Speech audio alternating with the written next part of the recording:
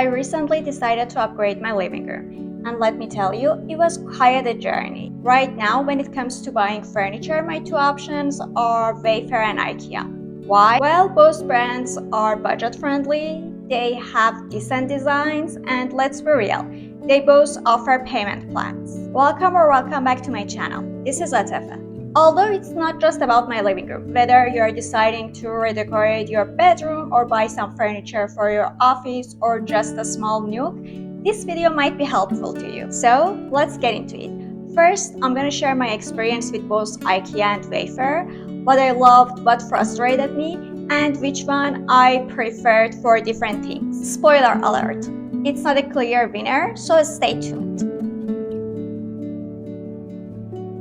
Alright, let's start with IKEA. Good old IKEA. We all know the vibe. Simple, functional, Scandinavian design that somehow make you feel you want to redecorate your entire home whenever you visit a store. And honestly, I'm a sucker for their minimal pieces and clean lines. Everything feels intentional and cohesive, and that's like a big win for someone like me who cannot stand mismatched furniture. By the way, by mismatched furniture, I don't mean that every color or pattern in your living room or any space should be the same. I mean, that's just creepy. If you have been following my videos, you know what I'm talking about when I say mismatched furniture.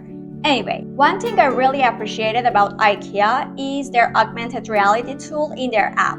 I don't know if you have tried it or not, but basically you can place any furniture in your space virtually to see how it fits. Is it perfect? Well, no, but it's still helpful to get a rough idea. I tried it with a sofa and a coffee table. The positioning wasn't spot on, but still it gave me the confidence to say this will work or this won't. But let's talk about their limitations. IKEA has a very specific style and they stick to it. If you're looking for bold, unique, colorful pieces, you might feel a bit stuck. For example, I struggled to find a floor lamp that matched my vision. Their options felt limited. Also, their delivery is really quick, like next day quick, but they only drop the items in the building entrance. So if you are living in an apartment, be prepared to lug those heavy boxes yourself. Trust me, I've been there and it's not fun.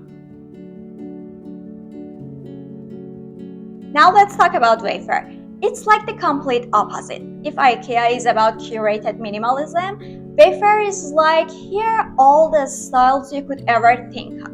The variety is insane. For every item that I was looking for, whether it's a sofa, a chair, a rug, there were so many options. And honestly, it was both a blessing and a curse. I mean, I love having choices, but at some point, I had 15 tabs open just deciding about the coffee table, and that was kind of overwhelming. One big plus for Wayfair is their financing options.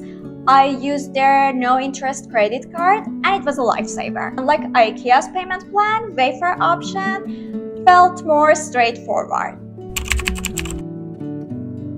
Let's talk delivery. While Wayfair delivers straight to my door, thank you, they had some hiccups with my order. For some reason, they kept leaving my apartment number off the shipping label, and it happens multiple times, and I ended up talking to Wayfair and FedEx for hours to fix this problem. So it was frustrating to say the least. Now, the true test of any furniture shopping experience, assembly. A good friend of mine helped me to assemble both IKEA and Wayfair pieces. So it's not just my experience, also his feedback. For IKEA, we both found the process pretty smooth.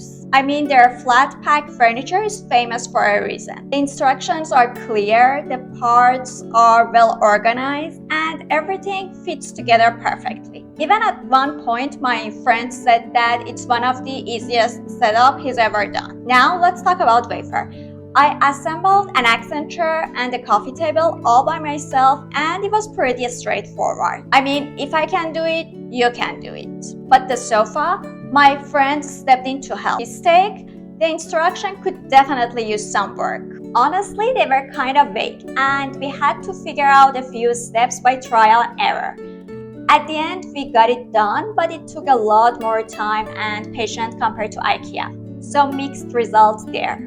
Okay, let's talk about Black Friday deals because it played a huge role in my decision-making process. Wayfair crushed it. I got a coffee table and a rug with almost 50% off. IKEA also had some discount, but they weren't as exciting. So if you're shopping on a budget and love a good deal, Wayfair might be perfect for you. Just keep an eye on it.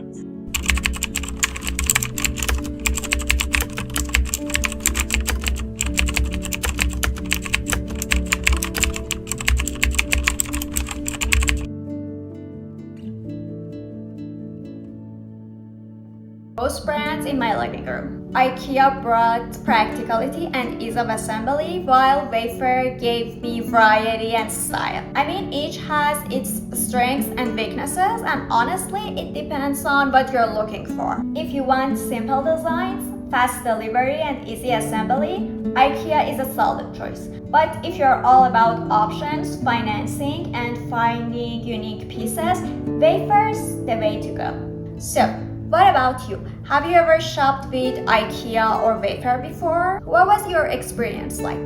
What did you like? What did you hate? What did you buy? I would love to hear your stories, so let me know in a comment section. And don't forget to like and subscribe and hit the notification bell because in my next video, I'm gonna walk you through the whole process of decorating my living room. Thank you for watching. See you in the next video.